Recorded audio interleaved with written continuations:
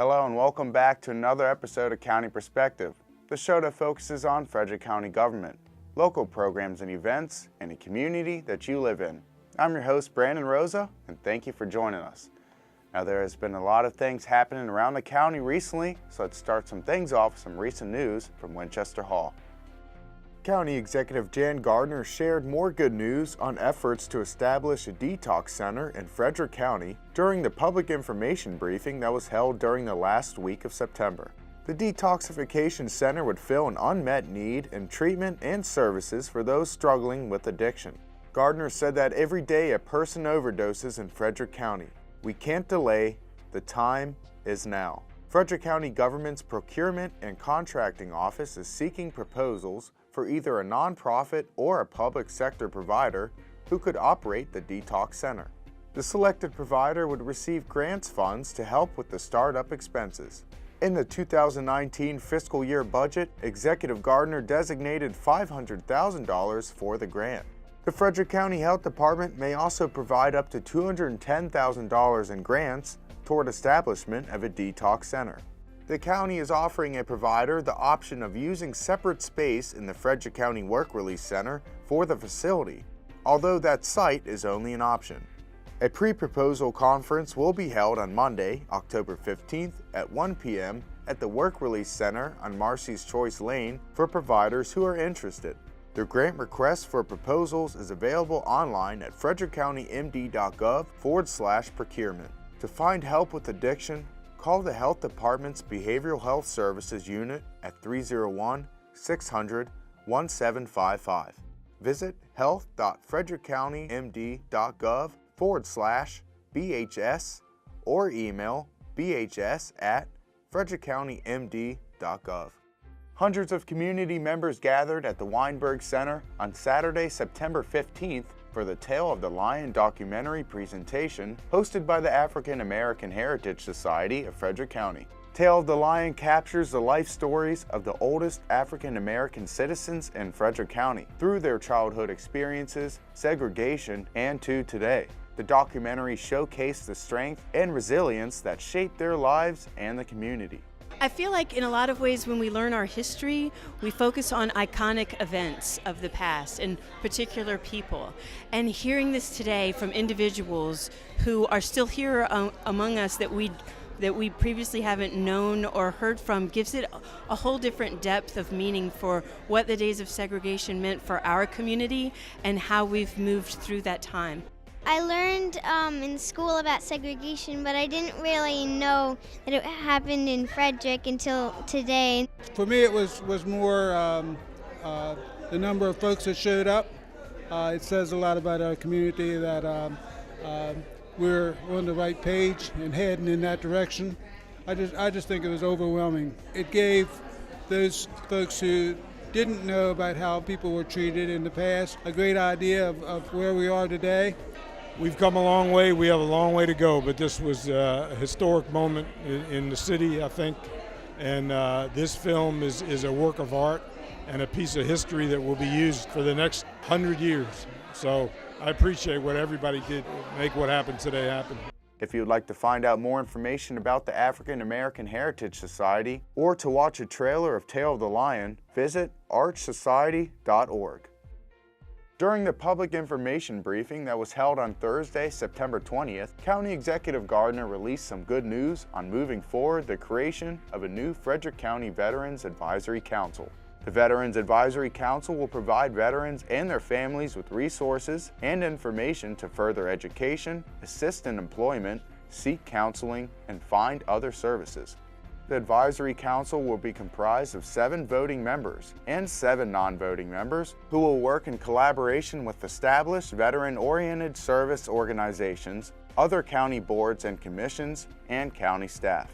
The council will consider policies, programs, and concerns, and advise the county executive and the county council on the needs of Frederick County veterans. Voting members will include 4 county residents who served in the military, as well as representatives of veterans organizations and a local institution of higher education.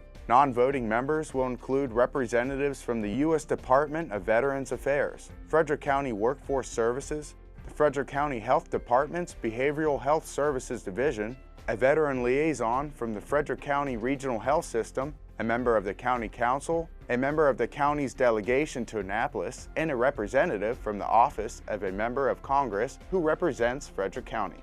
County Executive Gardner solicited letters of interest from people who wanted to serve on the council, and the names will be announced when they are confirmed by the County Council. Executive Gardner said that the Veterans Advisory Council will help Frederick County's 17,000 veterans to receive the resources they need.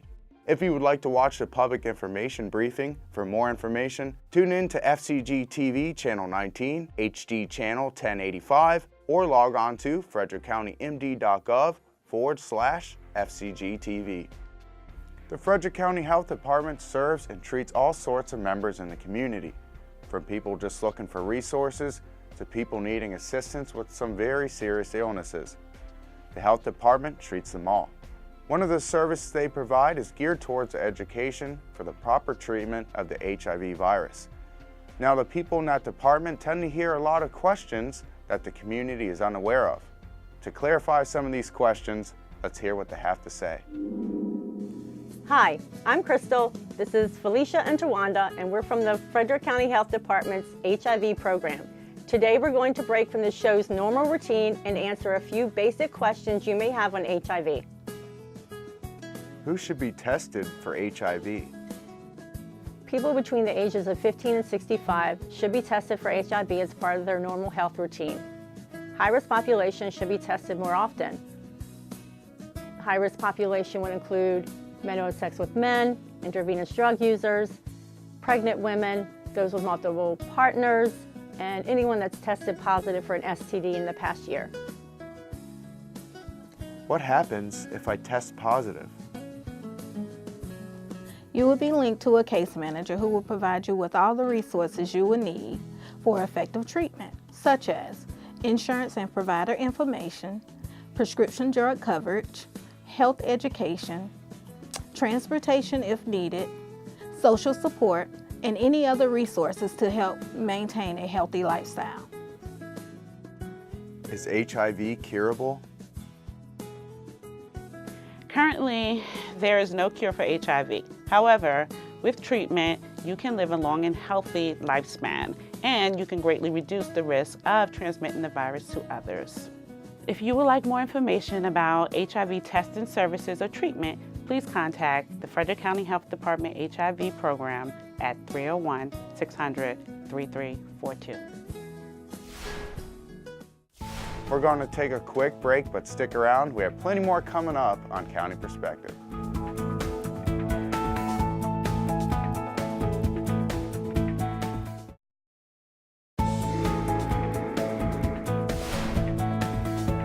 Welcome back to County Perspective. I'm your host, Brandon Rosa. Now in a bit, we'll learn about some local pumpkin patches. But first, let's head on over to Animal Control as we take a look at this episode's featured pet.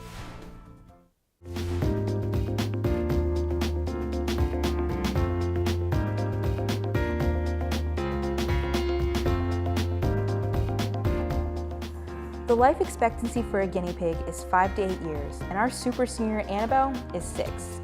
This golden girl is shy but sweet, especially when her favorite food is involved. It's carrots. Annabelle was brought to the shelter because her owner had to travel for work. What she needs now is a loving home to live out her golden years. Is that home yours? Visit Annabelle at Frederick County Animal Control and Pet Adoption Center, 1832 Rosemont Avenue.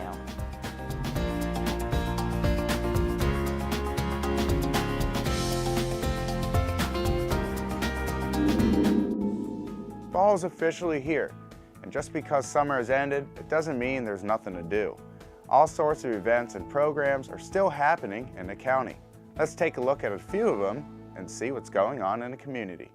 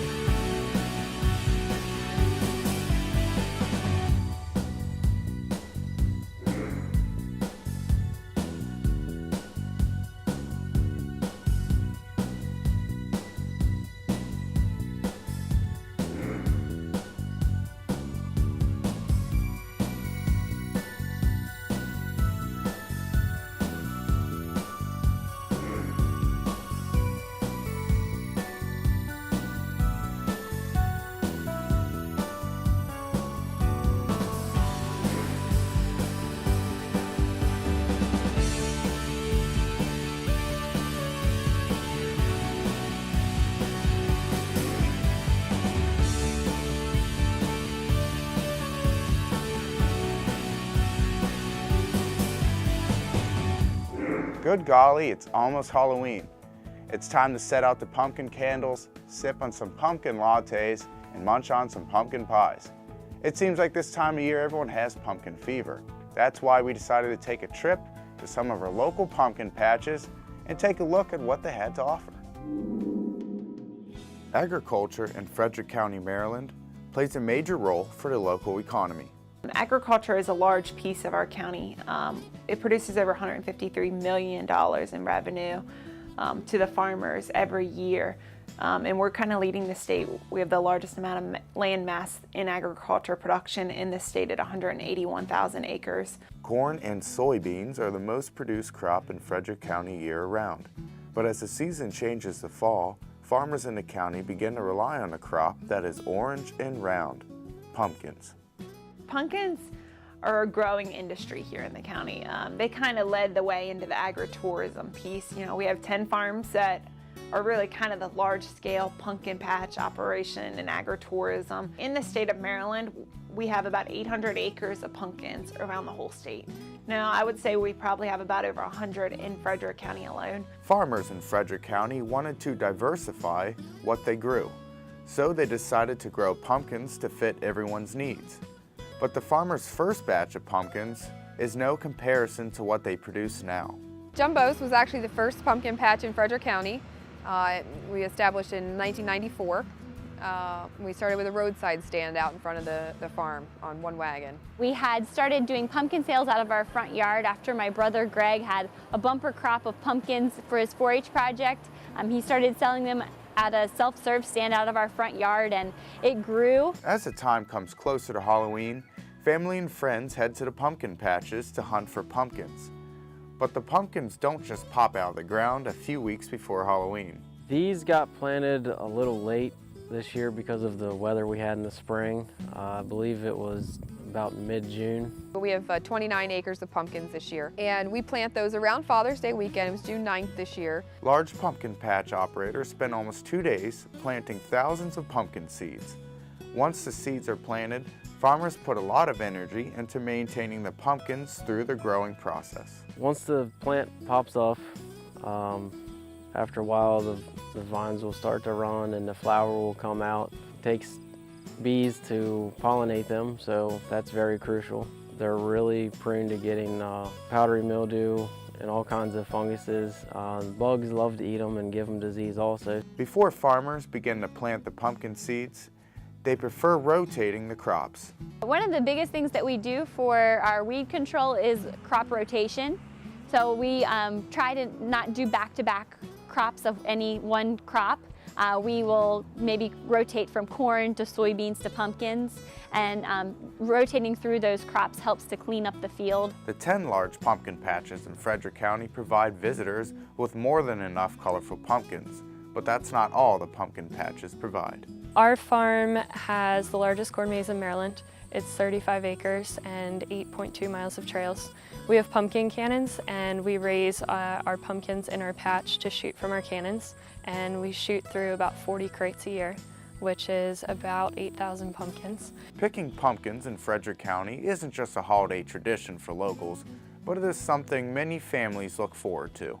I definitely think our customers return because of the family atmosphere. I'm one of 16 that helps put this operation on. Every one of us makes the families feel welcome. Soon after the end of Halloween, the below freezing temperatures will conclude the pumpkin's life cycle. But Frederick County pumpkin patch operators say they will strive to bring pumpkins back for next year and many years to come. This is our 3rd year on our own, and by far the trickiest weather-wise. For the future, we hope to now control the weeds a little more of our pumpkin patch, even though we were able to figure out the disease and grow a beautiful pumpkin. We want visitors to really have a good experience. In terms of future growth, we want to maintain a family atmosphere, competitive pricing. We don't want to get too commercialized. I think it's going to be a long time in the future. You know, pumpkins, everybody loves pumpkins, and now you see pumpkin everything everywhere you go. To find out more about some of Frederick's great agricultural programs, products, and locations such as these, visit homegrownfrederick.com. Now at the end of our show, we like to mention a few things our viewers should keep an eye out for in the upcoming weeks. Halloween is just around the corner, and that means pumpkins and candy. Frederick County Parks and Recreation invites everyone of all ages to the Great Pumpkin Patch that will be held on Saturday, October 13th to Sunday, October 14th from 10 a.m. to 4 p.m. located at Old National Pike District Park. Participants will be able to experience hay rides, face painting, inflatables, a petting zoo, and pumpkin decorating. Participants should bring their candy collecting bag for the trick-or-treat trail to meet and greet with cartoon characters, superheroes, and movie characters. Admission fee is $5 per person and must be cash only. For a small additional fee, you can pick a pumpkin from the pumpkin patch. If you would like more information or would like to pre-register for the event online, visit recreator.com and go to upcoming events and then click on the Great Pumpkin Patch section. Monday, October 15th to Friday, October 19th is Business Appreciation Week. Frederick County's Office of Economic Development hosts this event each year, visiting more than 100 businesses all across the county. Businesses that participate will make connections, learn about free resources to grow, and discover training programs. County Executive Jan Gardner and staff from the Office of Economic Development will join community ambassadors for personal visits to thank the businesses, learn more about what they do, and identify concerns or issues. Frederick County's event is the biggest business appreciation celebration in the state. Now that's it for this episode of County Perspective. Don't forget to follow Frederick County on social media in order to keep up to date on important news and events. We'll see you next time for a fresh look from a county perspective.